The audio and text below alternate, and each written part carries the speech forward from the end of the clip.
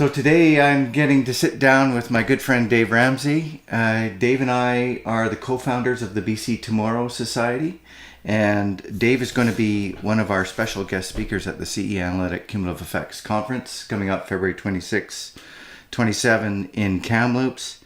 So tell us, what is BC Tomorrow? Is it a program? Is it a website? The best explanation is it's the driver of the program is like a time machine. BC Tomorrow itself is a 3-part program, but the driver is this time machine.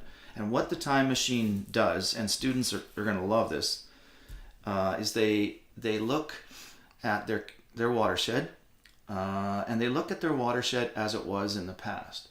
So back in time, what did the landscape look like? And then as the time machine... This is on maps or something? Yeah, it's on a map. Okay. High resolution graphics, really... the students can find their own houses, their own favorite campsites, etc. Cool. Kind of like Google Earth or something like that. Yeah, Google Maps. Okay. So as it goes through time, they're going to see how the landscape has changed based on what we've done. So they'll see how agriculture has changed. They'll see how human settlement patterns grew. They'll see roadways interacting. They'll see forests changing, natural landscapes. And then it gets to today. And there's a trend happening. So there'll be a pattern. Stops at today, and then it goes into the future. So what students are able to see, or users, what the landscape could look like in the future. Okay. And that's powerful. But where it really gets powerful is when it gets to today, if students don't like what they see, or if their values, or if their system of understanding prompts them to want to make a change, right, they can intercede at today and start making plans on their own to show what the landscape could look like for their future. So it kind of gives them an opportunity to envision a future they want, and then try it out, different scenarios, and see which one works best, and share with their partner. And what do you think about this, and what do you think about that, and share with people that may have different values. So they're exploring and learning different options. Okay. And that then provides, without us having to spend a bunch of money, a chance to try new options and see what we hadn't thought about that, or we hadn't seen. And this is where the solutions that students may come up with and bring them forward into society will be valuable.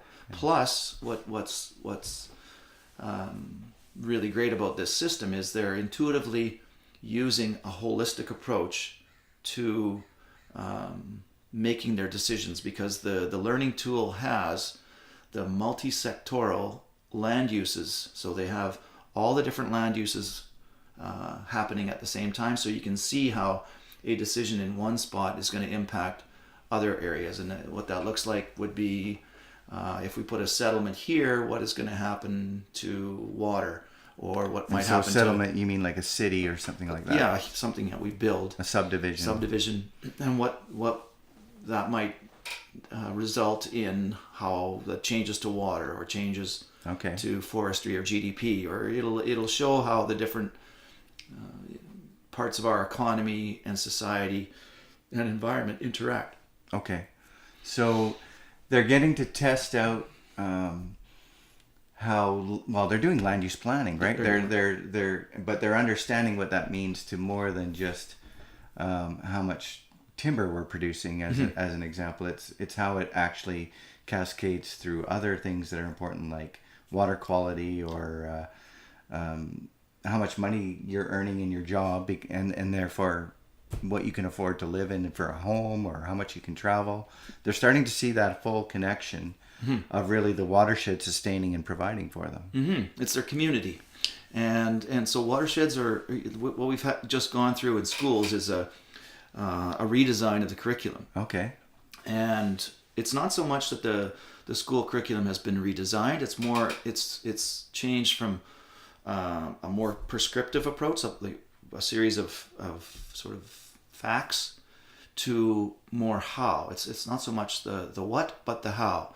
And the how is providing students more opportunity to explore concepts at a deeper level So it's how they're learning? Yeah, and apply what they're Okay. learning. And so the curriculum itself is not necessarily going to go away from what it taught. It's just that the material that was taught is now encouraged to be used in a problem-based approach, practical applications, and here's where our learning tool aligns extremely well with the new curriculum. And we can, with BC Tomorrow, students can approach complex topics, so the things that they learn, and they can apply them, and they can use their classroom content to test out what they're learning in their own communities.